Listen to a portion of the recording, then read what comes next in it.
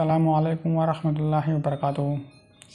मैं हूँ उसामा शेख और आज की इस नशिस्त के अंदर हम बात करेंगे पाकिस्तान में हालिया सैलाब के बारे में। पाकिस्तान इस वक्त 75 साल का हो चुका है और कुदरत ने जो पाकिस्तान को तोहफ़ा दिया वो इंतहाई दुख भरा था। लाखों हलाकतें और करोड़ों बेघरों की सूरत में कुदरत ने पाकिस्तान को सैलाब की सूरत में नया तोहफ़ा दिया। हालिया मानसून की बारिशें जो कि तकरीबन पौने 2 माह चली, इससे जो तबाहकारी हुई वो आपके सामने है। बलूचिस्तान समेत अंदरूनी सिंध के अंदर सैलाबी रेलों ने लाखों हलाकतें और करोड़ों लोगों को बेघर कर दिया, जबकि इस सारे मसले के अंदर हुकूमत वक्त गायब थी। लेकिन हुकूमत वक्त इससे बड़े मसले को डील कर रही थी। आपके इल्म में होगा, शहबाज गिल नामी एक शख्स जिनका ताल्लुक़ तहरीक इंसाफ से है और वो इमरान खान साहब के सिक्योरिटी इंचार्ज हैं, उनका मसला इंतहाई अहम था इन लाखों हलाकतों के सामने। हुकूमत और तहरीक इंसाफ इस सारे मामले के अंदर नूरा कश्ती में लगे रही और वहाँ बलूचिस्तान जो कि हमेशा की तरह इस बार भी नज़रअंदाज हुआ होने दिया। हुकूमत वक्त ने और तहरीक इंसाफ शहबाज गिल के ऊपर नूरा कश्ती करती रही।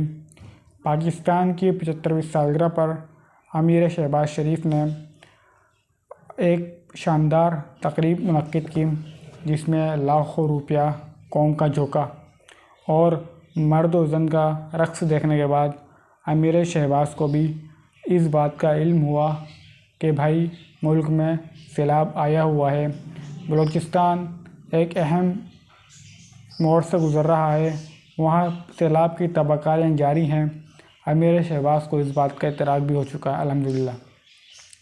साथ ही अमीर सिंध को भी इस बात का अंदाज़ा हुआ, सिंध सैलाबी सूरत हाल से गुज़र रहा है। उन्होंने प्रेस कॉन्फ्रेंस की और एक शहर से दूसरे शहर बंदर वाली मिसाल, जो कि एक पेड़ से दूसरे पेड़ कूदने वाली उन पर सादिक आती है, वो ये करते रहे और इस सारे मंजरनामे से गायब रहे। अगर हम बात करें मरियम बीबी की, तो उनको भी मौजूदा तस्वीरें देख के इंतहाई दुख हुआ। मरियम बीबी फरमाती हैं कि सोशल मीडिया पर तस्वीर देख के इंतहाई रंज हुआ और वो कौम के साथ खड़ी हैं। मरियम बिनते नवाज़ का बहुत बहुत मशकूर हैं कि उनको बिलाखिर एहसास इस बात का हुआ। रियासत इस सारे मसले में गायब रही। इमदादी टीमें अपनी मदद आप इस सारे अमल में मसरूफ़ अमल रहीं, बिलखसूस दीनी फलाही इदारे जिन पर माजी में तरह तरह के इल्ज़ामात लगाते रहे और पाबंदियाँ लगाते रहे, वो सफ़े अव्वल का दस्तर साबित हुई और मुल्क को जो है मौजूदा बहरान से निकालने की कोशिश कर रही हैं। लाखों रुपए इमदाद लेने के बावजूद सूरत हाल इतनी कशीदा है कि बग़ौर NGOs के हमें और इमदाद चाहिए। अगर हम आदाद-ओ-शुमार लगाएं तो काफ़ी आदाद-ओ-शुमार यानी कि रिकॉर्ड में नहीं आ सकते, क्योंकि अभी तक काम चल रहा है। दिन ब दिन NGOs अपना काम वसी कर रही हैं, इमदादी सरगर्मियाँ और तेज़ कर रही हैं। अगर हम देखें इस सारे मसले को, हुकूमत वक्त गायब है और हुकूमत वक्त ने NGOs का किरदार भी अदा नहीं किया। जहां हेलीकॉप्टर दरकार थे वो उनको नहीं मिले, इस वजह से मुतल्लिका NGOs को बहुत मुश्किलात का सामना करना पड़ा।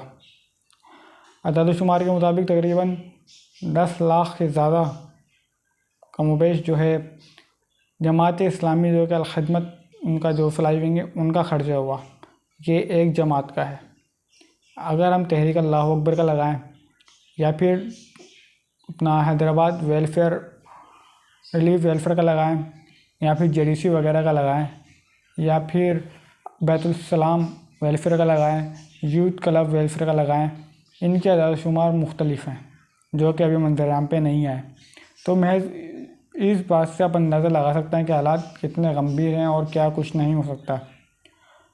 बहरहाल अब हैदराबाद की बारी है और हैदराबाद में सैलाब का खदशा है। बहरा सिंध में दरिया सिंध के अंदर पानी का दबाव बढ़ता जा रहा है। जामशोरों के तमाम गेट बंद हैं और पानी का दबाव बढ़ रहा है। तो इस मामले के अंदर अल्लाह रब्बुल इज़्ज़त से महज दुआ ही की जा सकती है कि अल्लाह रब्बुल आलमीन इस सारे सूरत हाल पर आवाम पर रहम फरमाए। वीडियो देखने का बहुत बहुत शुक्रिया। मैं हुकूमत वक्त का मशकूर हूँ कि उनको बिलहाज़िर होश आ गया। अमीर शहबाज शहज़ादी मरियम बिनत नवाज़, अमीर सिंध जनाब कायम सैयद मुराद अली शाह साहब हाफ़िज़ुल्लाह ताला अलैह, इनके मशकूर हैं कि इन्होंने कौम के लिए महज सोचा, यही हमारे लिए काफ़ी है।